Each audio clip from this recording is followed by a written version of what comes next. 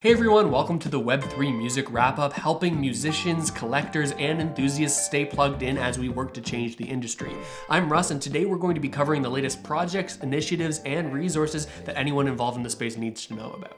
All right, let's get right into it. The first thing we're going to touch on is a upcoming token launch coming from Water and Music. Now, if you're not familiar with Water and Music, they've been around since 2016, and they've been one of the best newsletters to follow to keep you up to date with anything new that's happening in the music and tech sort of industry. One thing that they really have is incredible research with their organization here, and they really emphasize the ability for readers to do research and to collaborate and have their own conversations around topics that they're interested in. They were recently a part of Seed Club's Accelerator program, which is kind of like an incubator for projects that are looking to launch potential social tokens. And in this process, they actually refined the way that they're going to be launching this Stream token. Now, if I scroll down here, there are a couple paragraphs that I want to emphasize that'll give you a better idea of how this is exactly going to work. And I'll zoom in so you can see a little more clearly. They're calling their upcoming Stream token a research token that represents high-quality, tangible contributions to our larger project of building a collaborative research,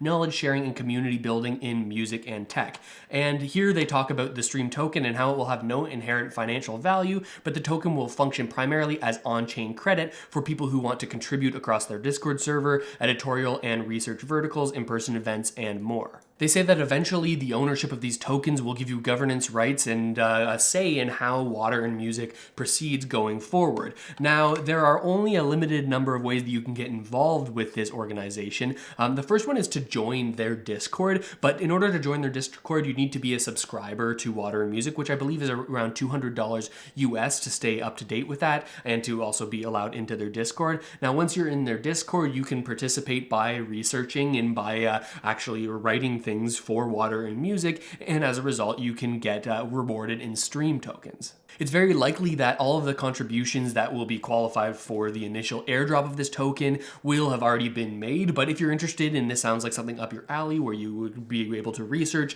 and sort of dive more deeply into the music and Web3 and tech sort of side of things, then you might be someone who could make contributions to their next season, season 2, which begins at the start of next year. I'm a huge fan of using tokens when appropriate to incentivize thoughtful contribution to projects, and also the path forward to governance or decentralized governance over Water and Music through this Stream token is very interesting, especially when you consider that some of these smaller outlets, when it comes to news and publications, oftentimes it leads to being sold to a major conglomerate. And I think the idea of having a sort of split ownership across a lot of different contributors who all have a stake in ownership of this sort of project is a lot more sustainable long term, and it's part of the internet I want to be a part of in the future.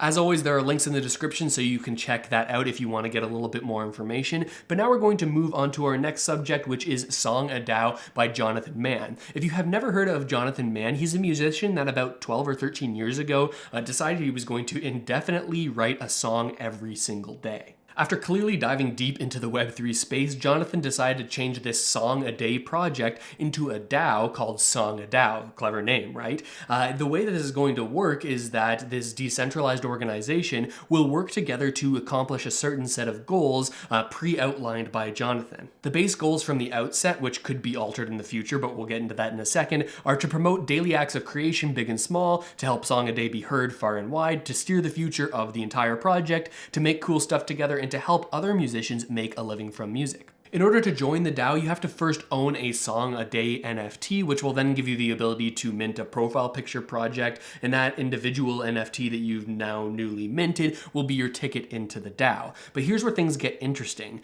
Once Jonathan has finished sort of selling all of the NFTs of previous Song a Days that he's put out over the past 12 years, every single new song that's written every single day will be then auctioned on the very same day that it's written to the broader community. Now, when this auction sells, the funds don't go to Jonathan, they'll go to the community treasury for SongADAO. This borrows from the incredibly successful Nouns project, where they auction off an NFT every day for eternity, essentially is the idea of the project, where everyone who buys one of those NFTs, well, the funds from their NFT go into the treasury, which they then have governance privileges over. To me, this one per day model of releasing NFTs or auctioning NFTs is the ideal way of doing an NFT drop in my eyes, and I'm so glad that it's starting to be experimented in different contexts outside of just Nouns. This model allows for a slow start to the community building side of things, where the treasury is governed by the very same people who funded the treasury. Now, this allows for DAO members to control entirely what goes on with the treasury and how they use those funds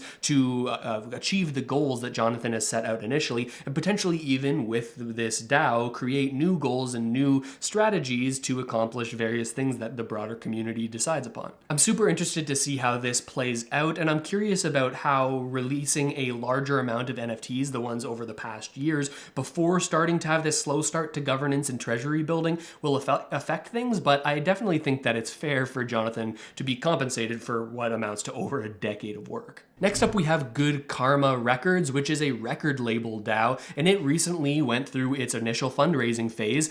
They were successfully able to raise 20 ETH, and this is a super interesting project. The way this project is planning on using tokens to align incentives with both the people who are running the record label and the artists that the record label signs is really interesting. Let me scroll down here so I can give you a better description on exactly how this is going to work.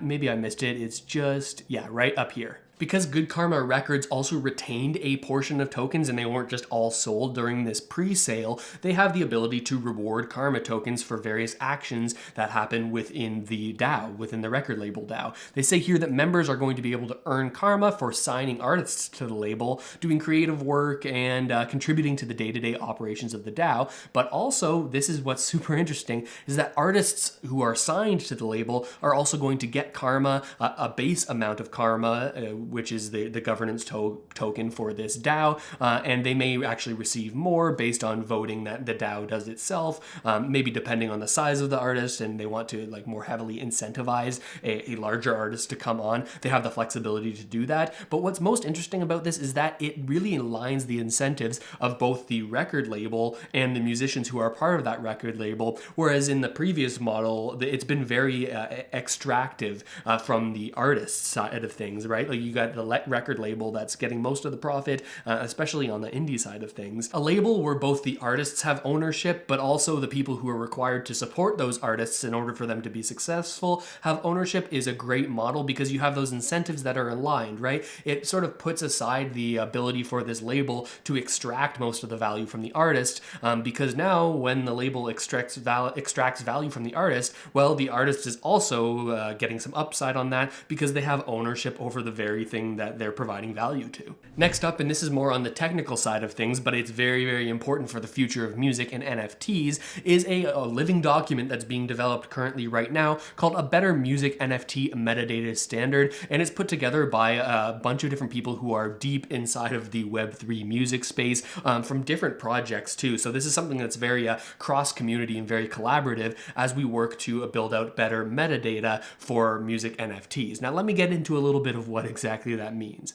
To keep it simple, metadata is just some additional information that's tied to any given NFT that can help with sort of categorizing or potentially sorting these NFTs, various purposes for this metadata, and it can be formatted in a number of different ways. But it's far more helpful when a bunch of different NFTs have some sort of standardized metadata, because then platforms like OpenSea, who have a standard metadata set, can more easily organize them because they know, hey, every NFT that we're going to be looking at is going to have similar metadata, and we can sort of make things interoperable based on that. Now, the problem comes in when we realize that, hey, the OpenSea metadata standards, they don't really make the most sense for music NFTs. They were more designed for maybe static images and other visual NFTs that have been primarily the main use of OpenSea over the past year. But Garrett Hughes from Mint Songs, along with a number of other collaborators, have been thinking very hard about what sort of standards do we want to have in the metadata of music NFTs,